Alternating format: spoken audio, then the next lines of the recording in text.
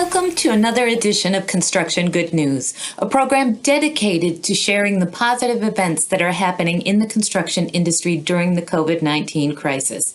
My name is Becky Schultz with Equipment Today and for ConstructionPros.com, reporting to you from my remote studio. Today, we'll again be acknowledging construction heroes. These are companies or individuals who go above and beyond to help those in need within their communities. We come across examples all the time, but never more so than during the pandemic. In this episode, I'll be sharing several examples of their activities and efforts, as well as stories of manufacturer heroes who are also stepping up to the plate. In addition, we'll take a look at a special project in the Boston area designed to help the homeless desperately in need of a place to call home during the crisis. But first, let's start with our construction heroes. Alan Myers Construction and the Prince William Chamber of Commerce led an effort to raise $40,000 to support 2 local food banks in Virginia. The idea was started by Alan Myers as a dollar-for-dollar match.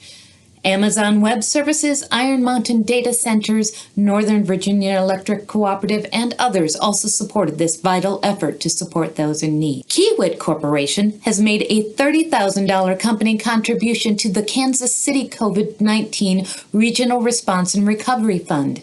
Kansas City employees also donated an additional $15,000. The International Brotherhood of Electric Workers, Local 103, donated more than 20,000 protective masks to the Massachusetts Nurses Association for frontline workers. J.P. Cullen, here in our backyard in Wisconsin, with the help of Verona Safety Supply, Inc., was able to source 2,400 masks for donation to local hospitals in Wisconsin.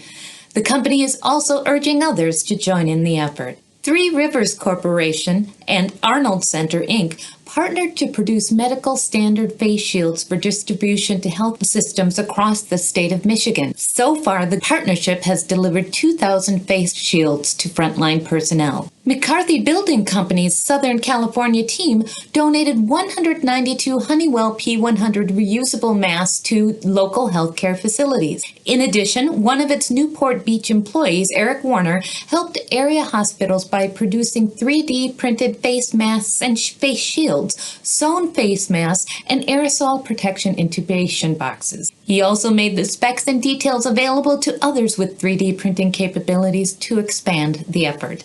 Members of Skanska's Houston team delivered 1,200 meals to grateful healthcare professionals at Harris Health Systems. At Bodine Company, the team donned masks and gloves to help the Redwood Empire Food Bank box up over 19,000 pounds of fresh produce to ship out to those in need. BRICKL Brothers, upon learning that Habitat for Humanity La Crosse was forced to stop construction on a home for a local veteran due to Wisconsin's Safer at Home order, stepped in by offering a construction crew free of charge to finish the framing of the home. Because the company can complete the work in a week that would have taken volunteers a month, the family will be able to move into their new home and out of their current unsafe one as planned. The Bechtel Group Foundation announced it is establishing the Bechtel COVID-19 Relief Fund in partnership with Global Giving.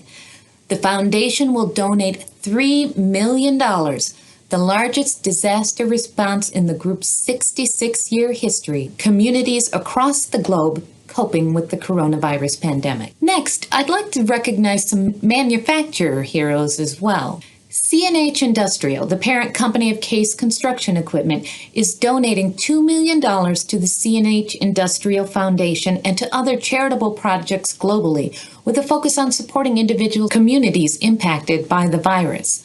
This pledge is in addition to the company's ongoing donations of medical equipment supplies to healthcare providers in the regions in which the company operates. Its U.S. sites have also donated 2,500 KN95 masks to local healthcare facilities. The Toro Company is giving $500,000 to assist families and communities worldwide that have been impacted by the pandemic. Grant funding from the Toro Foundation will span all regions where the company operates and will focus on providing food, health, and humanitarian assistance. Volvo Group North America plans to supply thousands of PPE units to healthcare operations across the country. A cross-functional task force has prototyped and delivered more than 1,600 face shields and ear guards for local healthcare providers and first responders in the region near its Shippensburg, Pennsylvania facility, with plans to double that amount in the coming weeks. Mack Trucks has donated $10,000 to the Second Harvest Food Bank of the Lehigh Valley in Northeast Pennsylvania to help those with food insecurity, and has also donated masks, gloves, safety goggles, and PPE to St. Luke's Hospital, Success Rehabilitation, and Maxim Healthcare Services. Several lift equipment suppliers and their affiliated companies have also jumped in to assist those in need. Oshkosh Corporation, parent company of JLG Industries, donated over 900 pounds of food to food pantries. Its McNeilus Refuse Garbage Trucks division donated shields and protective suits, and JLG Industries and Jerdan Corporation donated 3,000 N95 masks. Team members from Genie Industries developed a concept that will allow them to produce medical equipment for a local hospital in Redmond, Washington. The Genie team expects to be able to produce an initial 4,000 to 5,000 face shields. And Skyjack, which had previously produced a bandana for a charity event, answered a call via social media to produce a new health-first version for use in multiple hospitals in and around Guelph, Ontario. In addition, the purchasing and logistics departments at both Skyjack and parent company Linamar have assisted with sourcing PPE and the storage of supplies for local hospitals. And finally, according to Yahoo Finance, Briggs & Stratton Corporation joined a consortium of Milwaukee area businesses to design, develop, and produce the Mask Force reusable face mask to protect frontline healthcare workers. Unlike other single-use masks, the Mask Force mask can be sanitized and reused.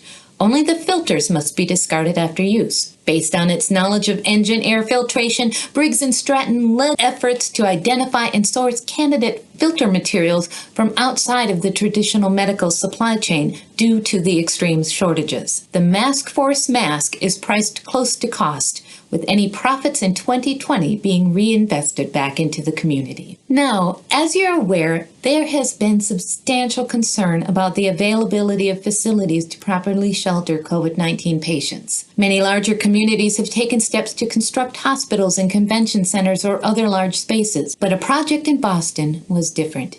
The Newton Pavilion Hospital facility, closed October 2018, was recommissioned to provide space for homeless patients who tested positive for the coronavirus and who are ordered to quarantine at home. For them, having no home to go to could literally be a matter of life and death. Once the decision was made to convert the space into a temporary quarantine shelter, all of the participants involved quickly jumped into action. Long days of coordination, planning, and hard work followed to transform the Newton Pavilion into usable space. The team at Gilbane Building Company and its subcontractor partners went above and beyond, working 3 shifts, literally working 24 hours a day, to deliver the much-needed facility not only on time, but ahead of schedule. The reoccupied project area spans 166,500 square feet and 8 floors, offering up to 304 non-acute beds for Boston area's homeless,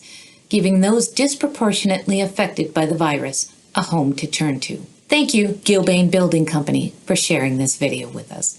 On that note, I'll close this edition of Construction Good News. We, of course, know there are many more good news stories out there, so I invite you to submit your own stories to me at bschultz@acbusinessmedia.com or via the Equipment Today Facebook page. Thank you for watching.